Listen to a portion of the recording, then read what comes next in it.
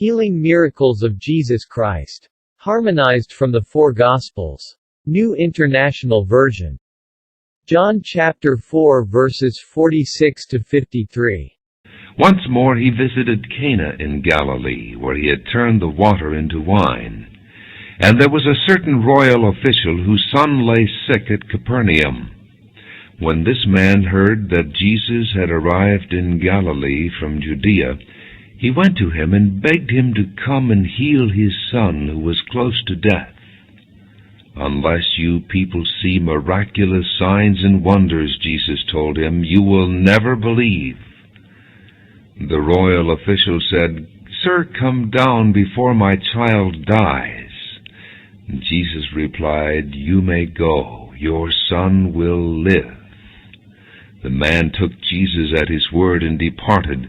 While he was still on the way, his servants met him with the news that his boy was living.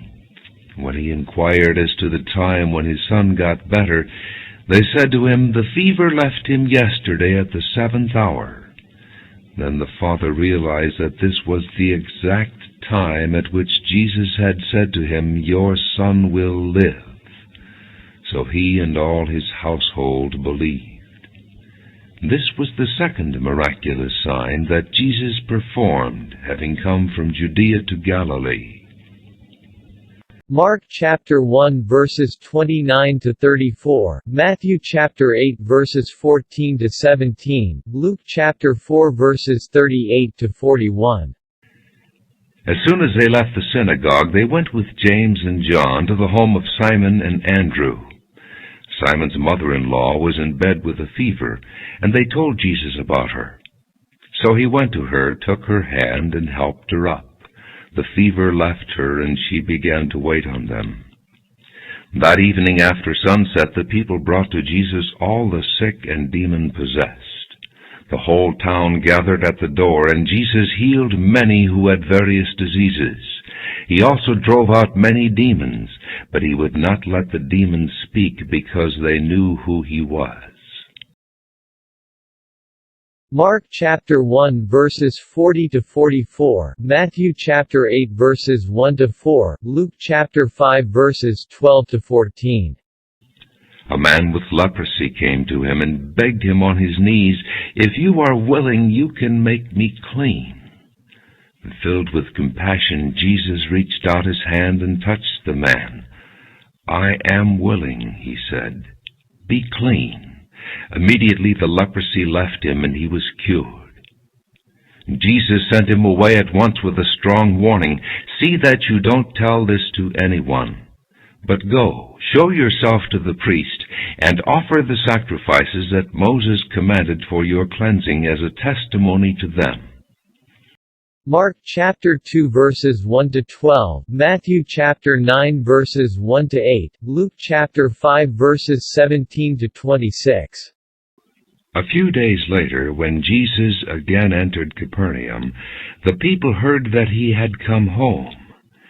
So many gathered that there was no room left, not even outside the door, and he preached the word to them. Some men came, bringing to him a paralytic, carried by 4 of them.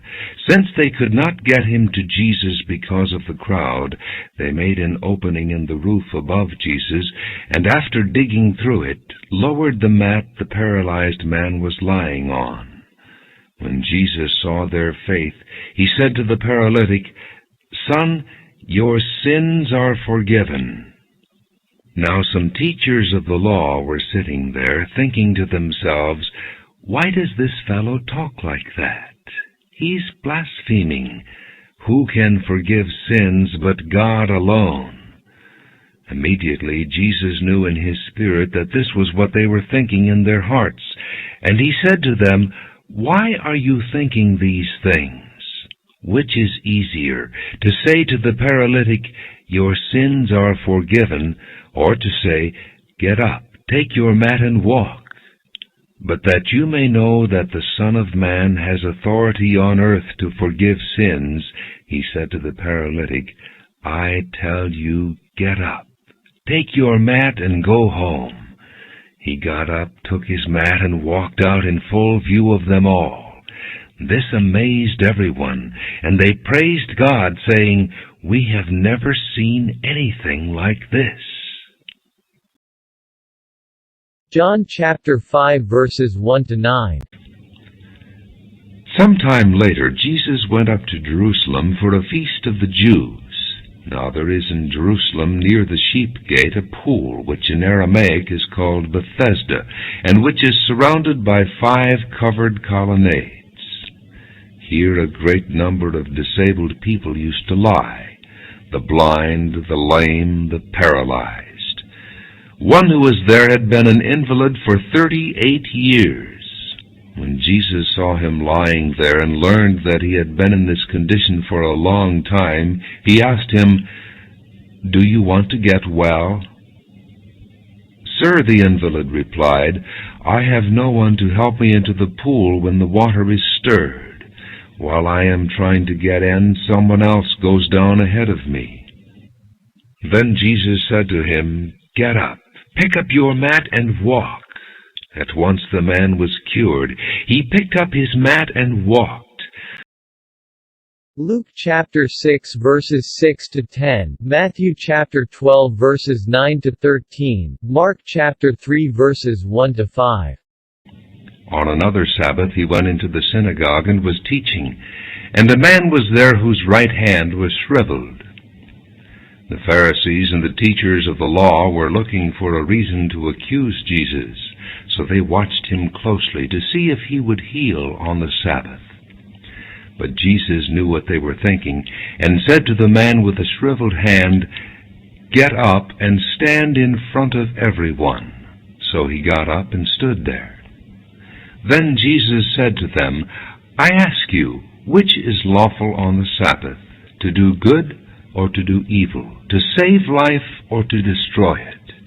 He looked around at them all, and then said to the man, "Stretch out your hand." He did so, and his hand was completely restored. Luke chapter 6 verses 17 to 19, Matthew chapter 4 verses 23 to 25. He went down with them and stood on a level place. A large crowd of his disciples was there, and a great number of people from all over Judea, from Jerusalem, and from the coast of Tyre and Sidon, who had come to hear him and to be healed of their diseases. Those troubled by evil spirits were cured, and the people all tried to touch him, because power was coming from him and healing them all. Matthew chapter 12 verses 22 to 23, Luke chapter 11 verses 14 to 15. Then they brought him a demon-possessed man who was blind and mute, and Jesus healed him so that he could both talk and see. All the people were astonished and said, "Could this be the son of David?" Matthew chapter 8 verses 5 to 13, Luke chapter 7 verses 1 to 10. When Jesus had entered Capernaum, a centurion came to him, asking for help. "Lord," he said, "my servant lies at home paralyzed and in terrible suffering." Jesus said to him, "I will go and heal him." The centurion replied, "Lord, I do not deserve to have you come under my roof, but just say the word, and my servant will be healed. For I myself am a man under authority, with soldiers under me. I tell this one, 'Go,' and he goes, and that one, 'Come,' and he comes. I say to my servant, 'Do this,' and he does it." When Jesus heard this, he was astonished, and said to those following him, "I tell you the truth, I have not found anyone in Israel with such great faith. I say to you that many will come from the east and the west, and will take their places at the feast with Abraham, Isaac, and Jacob in the kingdom of heaven. But the subjects of the kingdom will be thrown outside into the darkness, where there will be weeping and gnashing of teeth." Then Jesus said to the centurion, "Go, it will be done just as you believed it would." And his servant was healed at that very hour. Luke chapter 7 verses 11 to 17. Soon afterward Jesus went to a town called Nain, and his disciples and a large crowd went along with him. As he approached the town gate, a dead person was being carried out, the only son of his mother, and she was a widow, and a large crowd from the town was with her. When the Lord saw her, his heart went out to her, and he said, "Don't cry." Then he went up and touched the coffin, and those carrying it stood still. He said, "Young man, I say to you, get up." The dead man sat up and began to talk, and Jesus gave him back to his mother. They were all filled with awe and praised God. "A great prophet has appeared among us," they said. "God has come to help his people." And this news about Jesus spread throughout Judea and the surrounding country. Mark chapter 5 verses 21 to 43, Matthew chapter 9 verses 18 to 26, Luke chapter 8 verses 40 to 56. When Jesus had again crossed over by boat to the other side of the lake, a large crowd gathered around him while he was by the lake. Then one of the synagogue rulers named Jairus came there. Seeing Jesus, he fell at his feet and pleaded earnestly with him, "My little daughter is dying. Please come and put your hands on her so that she will be healed and live." So Jesus went with him. A large crowd followed and pressed around him, and a woman was there who had been subject to bleeding for 12 years. She had suffered a great deal under the care of many doctors and had spent all she had. Yet instead of getting better, she grew worse. When she heard about Jesus, she came up behind him in the crowd and touched his cloak, because she thought, "If I just touch his clothes, I will be healed." Immediately her bleeding stopped, and she felt in her body that she was freed from her suffering. At once Jesus realized that power had gone out from him. He turned around in the crowd and asked, "Who touched my clothes?" "You see the people crowding against you," his disciples answered, "and yet you can ask, 'Who touched me?'"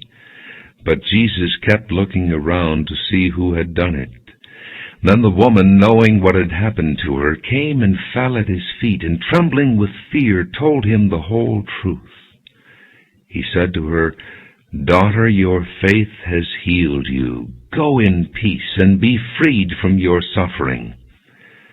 While Jesus was still speaking, some men came from the house of Jairus, the synagogue ruler. "Your daughter is dead," they said. "Why bother the teacher any more?"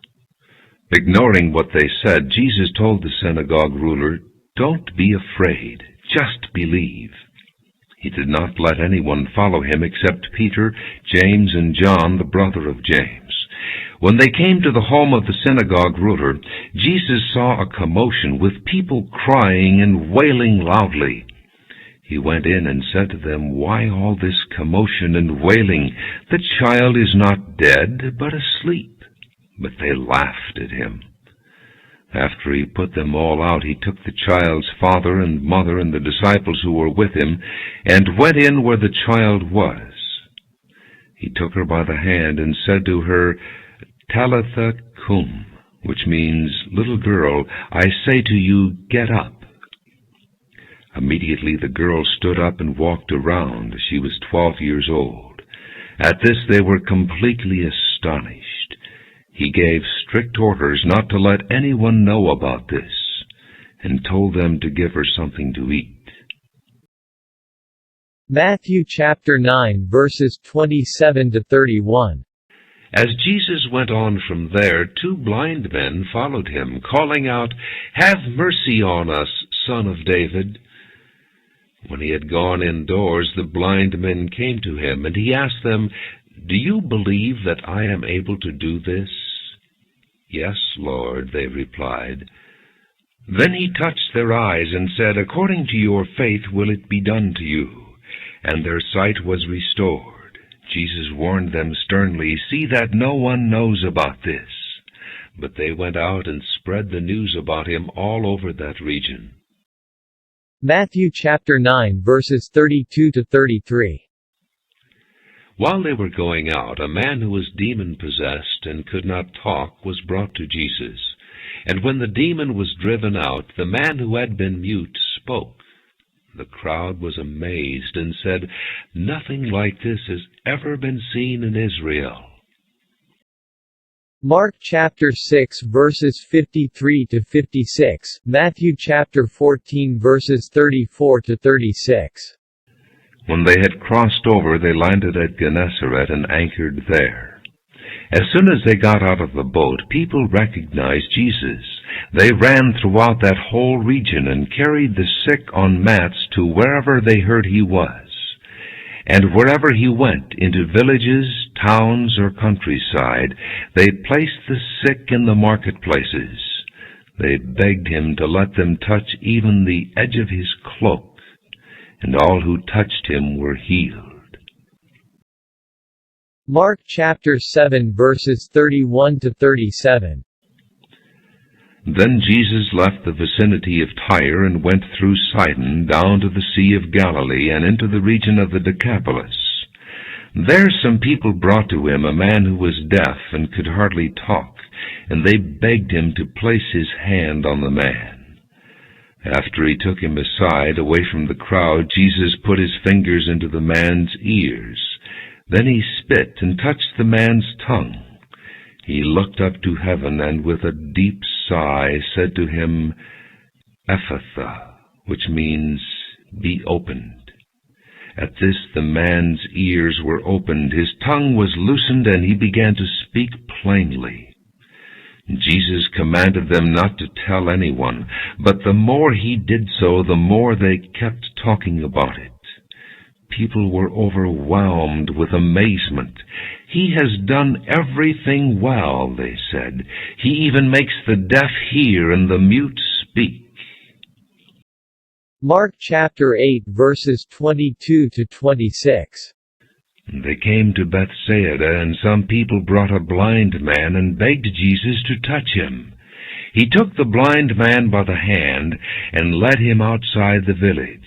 When he had spit on the man's eyes and put his hands on him, Jesus asked, "Do you see anything?"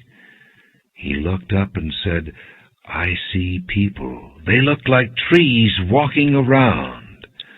Once more Jesus put his hands on the man's eyes. Then his eyes were opened, his sight was restored, and he saw everything clearly. Jesus sent him home, saying, "Don't go into the village." Matthew chapter 17 verses 14 to 18, Mark chapter 9 verses 14 to 27, Luke chapter 9 verses 37 to 43. When they came to the crowd, a man approached Jesus and knelt before him. "Lord, have mercy on my son," he said. "He has seizures and is suffering greatly. He often falls into the fire or into the water. I brought him to your disciples, but they could not heal him." "O unbelieving and perverse generation," Jesus replied, "how long shall I stay with you? How long shall I put up with you? Bring the boy here to me." Jesus rebuked the demon, and it came out of the boy, and he was healed from that moment. Luke chapter 13 verses 10 to 13. On a Sabbath, Jesus was teaching in one of the synagogues, and a woman was there who had been crippled by a spirit for 18 years. She was bent over and could not straighten up at all. When Jesus saw her, he called her forward and said to her, "Woman, you are set free from your infirmity." Then he put his hands on her, and immediately she straightened up and praised God. John chapter 9 verses 1 to 7. As he went along, he saw a man blind from birth. His disciples asked him, "Rabbi, who sinned, this man or his parents, that he was born blind?" "Neither this man nor his parents sinned," said Jesus, "but this happened so that the work of God might be displayed in his life. As long as it is day, we must do the work of him who sent me. Night is coming when no one can work. While I am in the world, I am the light of the world." Having said this, he spit on the ground, made some mud with the saliva, and put it on the man's eyes. "Go," he told him, "wash in the pool of Siloam." This word means sent. So the man went and washed, and came home seeing. Luke chapter 14 verses 1 to 6. One Sabbath, when Jesus went to eat in the house of a prominent Pharisee, he was being carefully watched. There in front of him was a man suffering from dropsy. Jesus asked the Pharisees and experts in the law, "Is it lawful to heal on the Sabbath or not?" But they remained silent. So taking hold of the man, he healed him and sent him away. Then he asked them, "If one of you has a son, or an ox that falls into a well on the Sabbath day, will you not immediately pull him out?"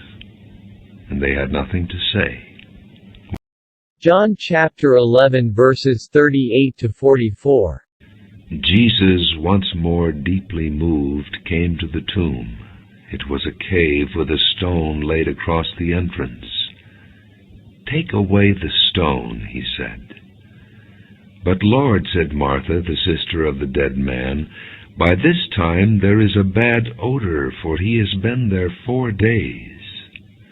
Then Jesus said, "Did I not tell you that if you believed, you would see the glory of God?" So they took away the stone. Then Jesus looked up and said, "Father, I thank you that you have heard me. I knew that you always hear me, but I said this for the benefit of the people standing here, that they may believe that you sent me."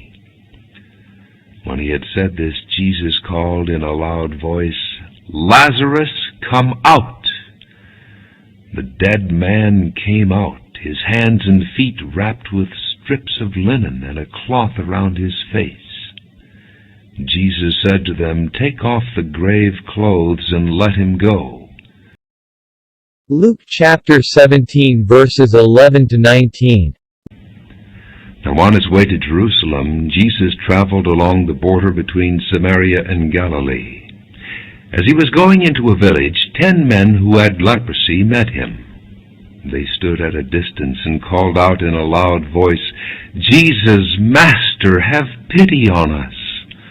When he saw them, he said, "Go, show yourselves to the priests." And as they went, they were cleansed. One of them, when he saw he was healed, came back, praising God in a loud voice. He threw himself at Jesus' feet and thanked him, and he was a Samaritan.